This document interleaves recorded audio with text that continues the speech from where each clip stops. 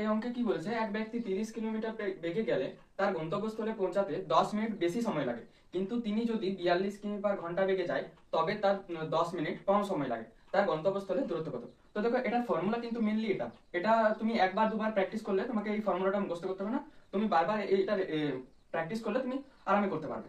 তো দেখো প্রথম S1 মানে প্রথম কিলোমিটারটা এখানে অ্যাড করো 30, আর দ্বিতীয় দূরত্বটা দেখো কত রয়েছে 42, আর এটার দুটো মাইনাস করো, এটা নিচে দেখো মাইনাস করলে হবে 12, ইন্টু দিয়ে কি বলছে টাইম 1 ইন্টু টাইম 2। তো যদি দেখো প্লাস মাইনাস দেওয়া আছে মানে এখানে যদি 10 মিনিট বেশি আর এখানে 10 মিনিট কম বলেছে, 10 মিনিট কম বলেছে, যদি বেশি কম থাকে অপোজিট ওয়ার্ড থাকে, আর যদি একই থাকে তাহলে কিন্তু মাইনাস হবে, যদি দুটো আলাদা থাকে কম আর বেশি থাকে এরকম থাকে তাহলে কিন্তু প্লাস হবে। তো এখানে দেখো কম বেশি আছে তার জন্য প্লাস করছি আমি। তো 10 মিনিট বেশি এবং 10 মিনিট কম বলেছে, তাহলে আমি 20 করলাম, 20/60। তো এখানে প্রথমে কেটে দিলাম 1/3 প্রথমে হয়ে গেল, তারপর 3 দিয়ে 10, তারপর আমি কাটলাম 2 5-এ, 2 6-এ, 6 দিয়ে 7, 5 7-এ 35 কিমি।